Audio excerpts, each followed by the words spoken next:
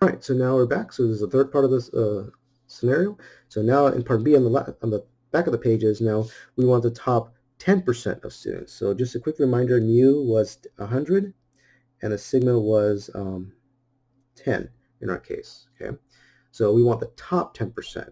So top 10% means you're above everybody. So that means the area given to me here is the area to the right of it. This is 0.10000.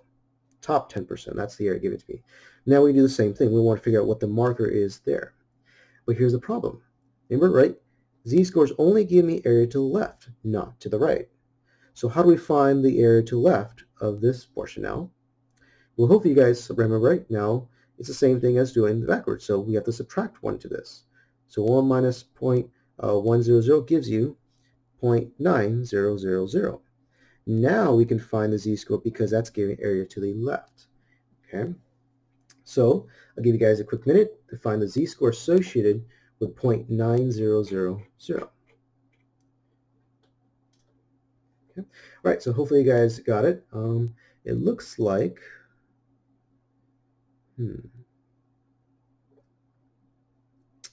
right here, I believe, is between these two numbers, right?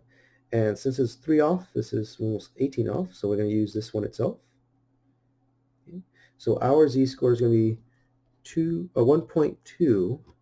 I believe it's an 8 if you go all the way up. Yeah. Okay. All right, so that's the z-score. But again, we're not done, right? We want one of the actual score that associated with that. So remember, we're going backwards, right? Oh, that's a horrible one. There we go. So where this is 100, and we want to figure out what IQ score represents 0.100. Okay. So that's using the equation we did in the last video. It looks like that, right? Okay. So therefore, we have x equaling our mean of 100 plus 10 times 1.28. And now we just multiply first, then we add.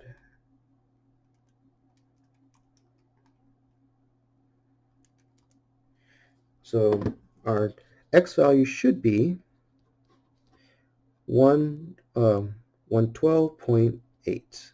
And there we go. Okay. All right, so let's try some more examples based off this. We're going to do pretty much all the examples in this section. Okay? So doorways have a height of 80 inches. Given that height of men are normally distributed with a mean of 69 inches and a standard deviation of 2.8 inches, find the percentage of men who can fit through the doorway without bending down. So graph the graph and shade the area. Okay. All right. So in this one doesn't tell me less than or greater than, but let's think this logically, right? So if a doorway, is 80 inches, and we want to find the percentage of men who can fit through a doorway without bending down. So give me a height that you can go through this doorway without bending down. Okay. So hopefully you gave me a height that's less than 80, right? Like 75, without, again, bending down. So what we want to find the probability of x being less than or equal to 80. That way they're not bending down themselves, right? So the question again didn't tell you what the quantity is, but logically speaking, you can see, okay, we have a doorway.